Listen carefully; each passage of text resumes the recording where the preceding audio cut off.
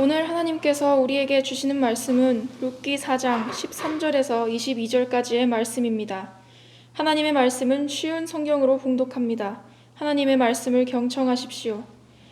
그래서 보아스는 룻을 아내로 맞아들였습니다. 여호와께서 룻이 임신하게 해주셔서 룻은 아들을 낳았습니다. 여자들이 나오미에게 말했습니다. 여호와를 찬양합니다.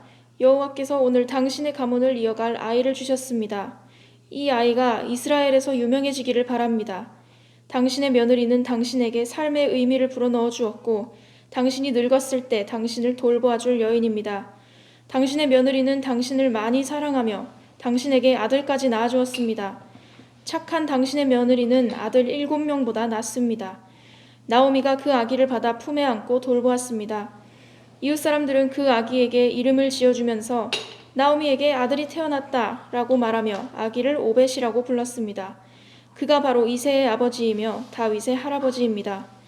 베레스의 자손을 이러합니다. 베레스는 헤스론을 낳았고 헤스론은 람을 낳았으며 람은 암미나답을 낳았습니다. 암미나답은 나손을 낳았고 나손은 살몬을 낳았습니다. 살몬은 보아스를 낳았고 보아스는 오벳을 낳았습니다. 오벳은 이새를 낳았고 이새는 다윗을 낳았습니다. 아멘. 하나님께서 이 말씀을 통해 우리에게 은혜 주시기를 원합니다.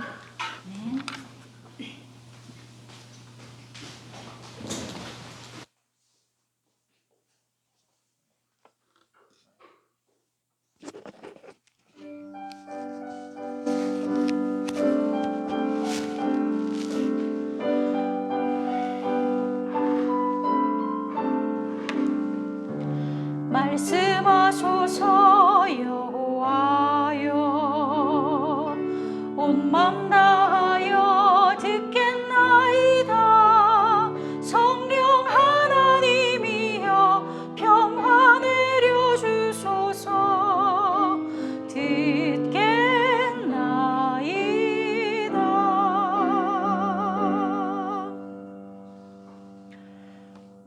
오늘은 족보 이야기를 하려고 합니다. 족보가 뭐죠? 족보, 효선아 모르지? 하경이 알아, 족보. 영어로는 패밀리 트리. 러시아 말로는 라다슬로브나야. 라다슬로브나야. 그래서 이제 이 이스라엘의 그 베들레헴이라는 곳에 어떤 부부가 살았어요. 이름은 엘리멜렉과 그 부인은 나오미였습니다. 이 사람들한테 2명의 아들이 있었어요. 말론과 기럨이라는 아들이 있었습니다. 그런데 이 이스라엘 땅에 오랫동안 비가 많이 오지 않아서 땅이 다 말라버렸어요. 이거를 한국말로 뭐라 그러는지 알아요? 가뭄이 들었다. 가뭄이 들었다. 그래서 땅이 다 말라서 농사를 지을 수가 없게 된 거예요. 그래서 이제 이 부부가 모압이라고 하는 이방인의 땅으로 이제 이사할 것을 결심을 하게 돼요. 우리는 다 보니까 여기 있는 분들은 다 미나리 영화 다 본 사람들이네요. 그죠? 미나리가 어떤 거죠? 옛날에 그 한국 사람들이 아메리칸 드림을 꿈꾸면서 미국으로 이민을 가서 거기서 살아가는 그 이야기이거든요. 근데 이 엘리멜렉과 나오미 부부가 오늘은 모압 드림을 꿈꾸고 모압으로 이제 이민을 갔습니다. 그런데 이게 웬일입니까? 잘 정착하고 살렸는데 갑자기 남편 엘리멜렉이 죽습니다. 그래서 과부가 된 이 나오미하고 그다음에 2 아들만 거기 모압 땅에 남은 거예요. 그래서 이제 2 아들은 물론 이스라엘 여자들하고 결혼을 하면은 좋았겠지만 그렇게 하지 못하고 그냥 그 이방인들 사는 그 모압 땅에 있는 모압 여인들하고 결혼을 하게 됐어요. 며느리들의 이름은 오르바와 룻이었습니다. 그래서 이제 이스라엘 율법에 보면은 율법에는 뭐라고 되어 있냐면 가나안 땅에 있는 여자들하고는 결혼하지 말라 하고 율법에 그렇게 되어 있어요. 그런데 모압에 있는 여자들하고 결혼하지 말라는 말은 율법에는 없어요. 그렇게 율법에는 없지만 율법에 뭐라고 되어 있냐면 모압과 암몬, 그러니까 모압 자손이 있고 암몬 자손이 있는데 이 모압과 암몬 너희들은 영원히 여호와를 예배하는 그 모임에는 들어올 수 없다. 그렇게 하나님께서 또 모압하고 암몬한테는 이 하나님이 그 하나님을 예배하는 그 모임에는 들어올 수 없도록 해놓으셨어요. 율법에. 그러니까 어쩌면은 이 말론과 기럧이 오르바와 룻하고 이렇게 결혼한 것은 하나님의 뜻에 딱 맞는 결혼은 아니었던 것 같아요. 어쨌건 그래서 이 나오미하고 두 아들 그리고 두 며느리가 함께 한 10년 정도 모압 땅에서 살게 되는 거죠. 근데 또 무슨 이유인지 모르겠는데 나오미의 두 아들이 다 죽어버린 거예요. 그래서 결국 남은 사람은 3명의 과부만 남은 거예요. 나오미, 오르바, 룻 이렇게 3명의 위도 과부만 3명이 남게 된 것입니다. 그런데 그때 이제 이스라엘에서 막 좋은 소식이 들리는 거예요. 아, 하나님께서 이스라엘을 너무나 불쌍히 여겨서 이제 그 땅이 막 풍년이 들게 막 농사도 잘 되게 하시고 풍성하게 만들어 주셨다 하는 그 소식을 나오미가 듣게 된 거예요. 그래서 나오미가 고민하다가 안 되겠다. 나 이제 우리 집으로 가야 되겠다. 나 다시 우리 이스라엘 내가 살았던 그 베들레헴으로 내가 다시 돌아가야 되겠다라고 나오미가 결심을 하게 돼요. 그래서 처음에는 이제 생각 없이 당연히 자기 며느리 2사람이 있으니까 며느리도 데리고 이렇게 같이 가려고 하다 보니 아니 이 며느리들은 이스라엘 여자들이 아니라 이 모압 여자들이잖아요. 내가 그걸 깜빡했네. 나오미가 자기 고향을 떠나서 모압으로 왔을 때는 나오미가 나그네였었어요. 그러면 우리 며느리들이 지금 자기네 땅에서 살 때는 괜찮은데 얘네들이 다시 이스라엘로 가면 어머나 우리 며느리들이 나그네가 되겠네. 나그네로 사는 게 얼마나 힘든데 안 되겠다. 그 미나리에서도 보세요. 그 가족들 엄청 고생하잖아요. 그러니까 나그네 삶은 결코 쉽지 않아요. 그래서 이 시어머니인 나오미가 생각을 해보니까 안 될 것 같은 거예요. 우리 며느리들이 나그네로 너무 고생할 것 같아서 안 되겠다 해서 얘들아 너희들은 너희 고향 모압으로 돌아가라.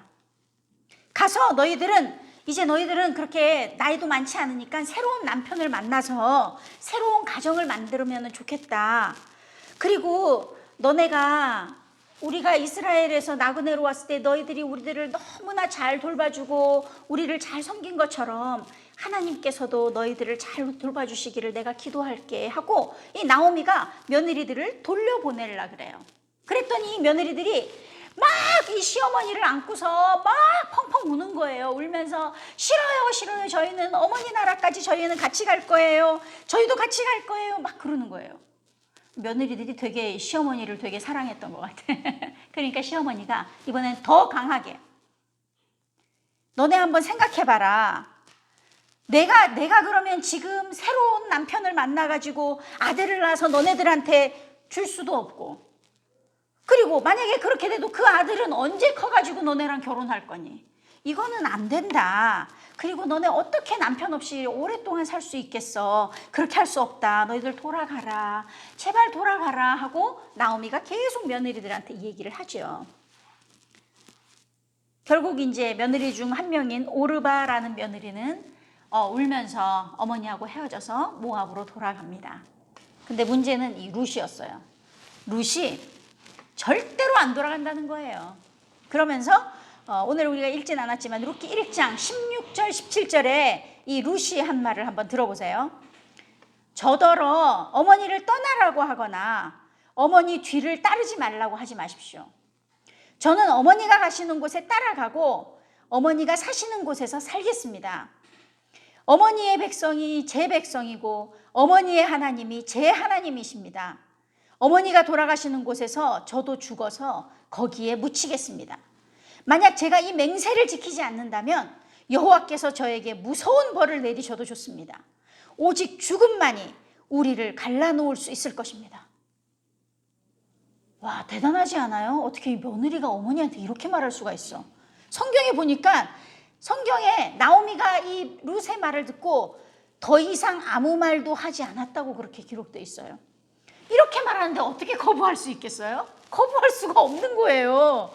그래서 결국은 이제 룻하고 나오미는 룻을 데리고 이스라엘 땅으로 돌아가게 되지요. 근데 우리가 여기서 한번 생각해 볼게. 아니 룻은 도대체 시어머니의 어디가 그렇게 좋아서 죽는 곳까지 따라간다고 그렇게 했을까요? 어디가 그렇게 좋았을까? 우리가 한번 이제 상상을 해보면 룻하고 이 시어머니 나오미가 같이 지낸 시간은 아무리 길어도 10년이에요. 그죠? 그러니까 10년 정도를 같이 산 거예요. 근데 이 모압 여인 룻은 10년의 시간을 이 시어머니 나오미와 함께 살면서 뭘 알게 됐을까요? 룻은 시어머니 나오미가 낯선 땅 이 모압에서 나그네로 살아가면서 남편도 잃어버리고 두 아들도 다 잃어버렸는데 어떻게 그 상황을 이겨나갔는지를 보았던 것입니다. 그 자기가 보기에는 아무런 희망도 없는 것 같은데 나오미는 누군가를 의지하는 거예요. 가만 보니까 그 누군가는 사람이 아닌 전능하신 하나님이신 것을 룻이 알게 된 것입니다. 그리고 그 하나님의 사랑이 시어머니 나오미를 끝까지 붙들고 계시는 것을 룻이 보았던 거예요. 1년, 2년, 3년이 지나고 시간이 지나면서 이제 나오미가 믿는 그 하나님은 더 이상 나오미만의 하나님이 아니었습니다. 이제 룻도 그 하나님을 만나게 된 거예요. 그리고 하나님은 이제 룻의 삶을 이끌어 주시는 하나님이 되셨던 겁니다. 그러고 보면 이 룻이 한 고백이 나오미를 제가 따라가겠습니다, 어머니 따라가겠습니다 했던 그 고백이라기보다는 나오미를 통해서 믿게 된 하나님을 따라가겠다는 그런 고백이었습니다. 결국 나오미는 룻을 데리고 이 고향 베들레헴으로 돌아가게 되지요. 모압 땅에 있을 때는 누가 나그네였어요? 나오미가 나그네였어요. 이제 룻이 베들레헴에 오니까 이제 룻이 나그네가 되는 것입니다. 고생할 게 뻔해요. 그런데 이 룻은 고생한다고 불평하거나 원망하지 않았고 굉장히 적극적으로 이 낯선 땅에서 살아갑니다. 그래서 기왕에 내가 이 시어머니 모시고 함께 여기 왔으니까 내가 우리 어머니 잘 섬겨야 되겠다. 그래서 뭐라도 자기가 이제 하려고 하는 거예요. 그래서 어머니한테 부탁하는 거예요. 어머니, 저 밭에 나가게 좀 해달라고. 밭에 가서 뭐 하게? 밭에 떨어진 그 이삭, 사람들이 이렇게 추수하고 나면 이게 떨어지는 그 이삭들, 그 이삭을 주워오겠다고 하는 거예요. 뭐라도 해서 어머니를 살리려고 하는 거예요. 아니 근데 이게 웬일이에요? 룻이 이삭을 주우러 갔더니 그 밭의 주인이 누구였냐면 바로 룻의 시아버지 가문의 사람 보아스였던 거였어요. 근데 이 보아스가 이미 이 룻에 대해서 소문을 다 들어서 알고 있는 거예요. 아, 룻이 자기 남편이 죽은 후에 시어머니를 어떻게 섬겼는지, 그리고 시어머니와 함께 자기 나라를 떠나서 이 낯선 땅까지 오게 된 거, 그 이야기를 이 보아스가 사람들로부터 다 들었던 거예요. 그래서 보아스가 일부러 일꾼들한테 그러는 거예요. 너네 이삭을 일부러 좀 이렇게 좀 떨어뜨려 놔라. 그렇게 해서 룻이 좀 주워갈 수 있도록 해놔라. 그리고 룻이 룻한테 너네들이 혼내지도 말아라 하고 이 일꾼들한테 보아스가 막 부탁을 하는 겁니다. 그래서 집에 이제 돌아온 룻이 이 이야기를 시어머니한테 막 하는 거예요. 어머니, 제가 오늘 이렇게 밭에 가서 했는데 어쩌고 저쩌고 하면서 알고 봤더니 보아스고 뭐 하니까 시어머니가 그 얘기를 듣고서 이제 계획을 짜는 겁니다. 어머니가 처음에 이제 이렇게 얘기하는 거예요.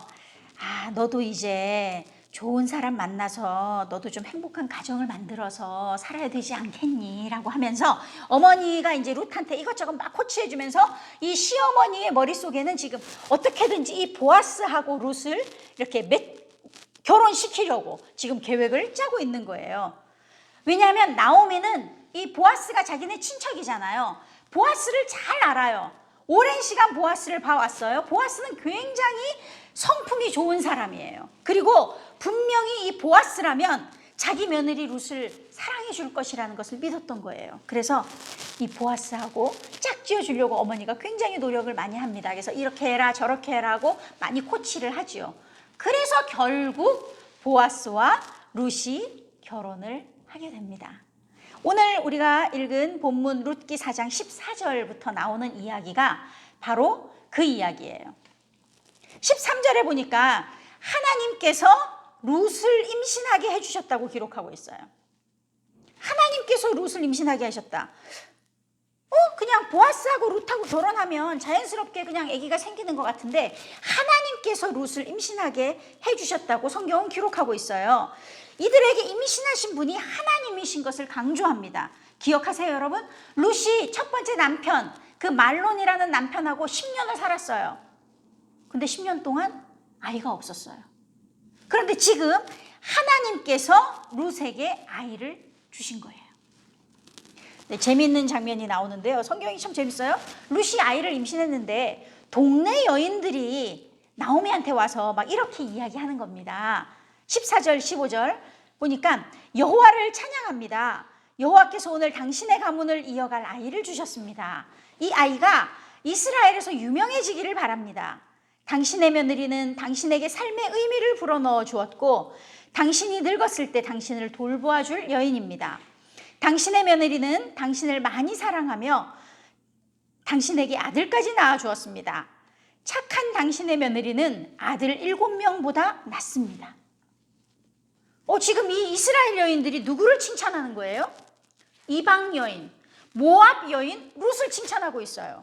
당시 문화에서 보면은 이 아들하고 딸은 비교도 안 되죠. 아들이 진짜 뭐 훨씬 이렇게 대우를 받는 그런 문화였었는데, 근데 지금 딸도 아니고 피도 한 방울 안 섞여 있는 며느리 막 칭찬하고 있는 거죠. 그것도 자기 아들하고 결혼하지도 않고 친척하고 결혼해가지고 이제는 다른 사람의 부인이 된 그 며느리를 칭찬하는데 어떻게 칭찬해요? 7명의 아들보다 낫다. 성경에서 7, 7이라는 숫자는 완전한 숫자를 말해요. 그런데 아들 7명보다 낫다라는 그 표현은요, 칭찬 중에 최고의 칭찬이었어요. 이 칭찬을 지금 룻이 받고 있는 거예요. 사람들은 근데 어떻게 알았을까요? 이 룻이 이렇게 착한 며느리라는 것을. 제가 최근에 쓴 책이 있는데요. 섬긴 마음을 여는 선교라는 그 책이 있습니다. 거기에 이제 제가 한 이야기를 썼는데 춘천에 있는 무료 공부방 이야기가 나와요.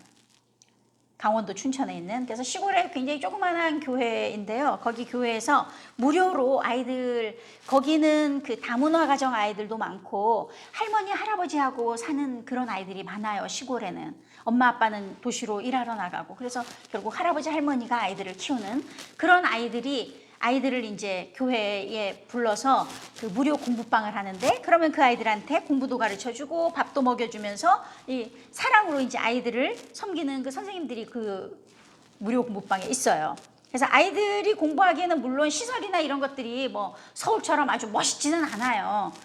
그런데 이제 그 마을에 2015년에 정부에서 그 시골마다 필요한 어떤 시설들을 이렇게 지원해주는 그런 프로젝트가 있대요. 근데 마침 그 마을에 그게 그 기회가 온 거예요. 그랬는데 그러면 와, 우리 마을에 뭐 할까 하면 막 사람들이 이것저것 막 생각할 거 아니에요. 그런데 그 마을에 있는 그 동네 할아버지 할머니들이 다 모여서 우리 마을에 제일 필요한 거는 저기 공부방 가는 그 길에 애들이 거기 길이 좁아가지고 너무 위험한데 거기에 다리를 좀 놔주면 좋겠다고 사람들이 다 그렇게 얘기한 거예요. 그래가지고 거기에 1,000만 원이 넘는 그 공사를 해가지고 아주 멋있는 다리를 만들었어요. 그래서 지금은 애들이 아주 그냥 엄청 안전하게 막 뛰어다니고 그렇게 하는 그 다리를 거기에 만들 수 있게 됐어요.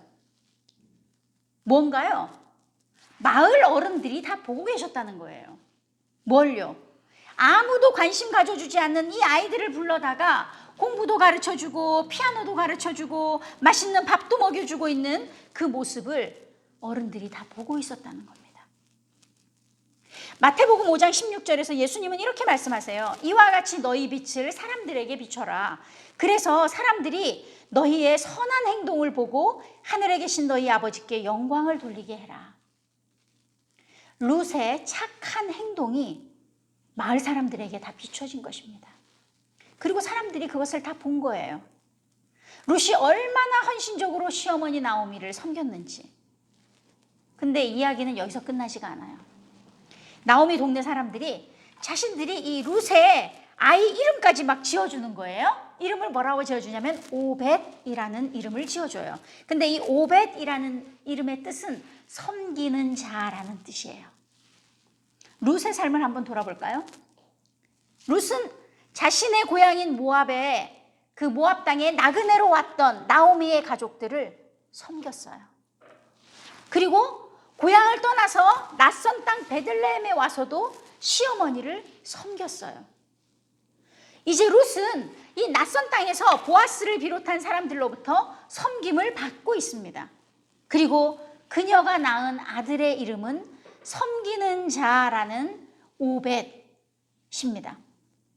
나그네를 섬기다가 나그네로 섬김을 받은 이 룻이 섬기는 자 오벳을 낳은 거예요. 이제 다시 제일 처음 족보 이야기로 한번 돌아볼게요. 족보, 패밀리 트리. 18절부터는 이제 족보가 나오는데요. 베레스의 자손은 이러합니다. 베레스는 헤스론을 낳고 헤스론은 람을 낳았으며 람은 암미나답을 낳았습니다. 암미나답은 나손을 낳았고 나손은 살몬을 낳았습니다. 살몬은 보아스를 낳았고 보아스는 오벳을 낳았습니다. 오벳은 이새를 낳았고 이새는 다윗을 낳았습니다. 이 족보가 누구의 족보인가요? 마태복음 1장에 나오는 바로 예수님의 족보예요. 마태복음 1장은 이렇게 시작합니다. 제가 1절부터 6절까지만 한번 읽어볼게요. 아브라함의 후손이며 다윗의 후손인 예수 그리스도의 족보입니다. 아브라함은 이삭을 낳고 이삭은 야곱을 낳았습니다. 야곱은 유다와 그의 형제들을 낳았습니다. 유다는 베레스와 세라를 낳았는데 이들의 어머니는 다말입니다. 베레스는 헤스론을 낳고 헤스론은 람을 낳았습니다. 람은 아미나답을 낳고 아미나답은 나손을 낳았습니다. 나손은 살몬을 낳았습니다. 살몬은 보아스를 낳았는데 보아스의 어머니는 라합입니다. 보아스는 오벳을 낳았는데 오벳의 어머니는 룻입니다. 오벳은 이새를 낳았습니다. 이새는 다윗을 낳았고 다윗은 솔로몬을 낳았습니다. 솔로몬의 어머니는 우리아의 아내 밧세바였습니다. 세상에 이방 여인 룻이 다윗 왕의 족보에 그리고 예수님의 족보에 올라간 거예요. 우리는 이 룻의 이야기를 들으면서 하나님은 이스라엘 출신이든 모압 출신이든 어디 출신인지가 상관이 없고 여자냐 남자냐도 상관이 없고 높은 사람이냐 낮은 사람이냐도 상관없이 하나님을 믿는 사람은 누구든지 사랑하시고 돌보신다는 것을 발견하게 됩니다.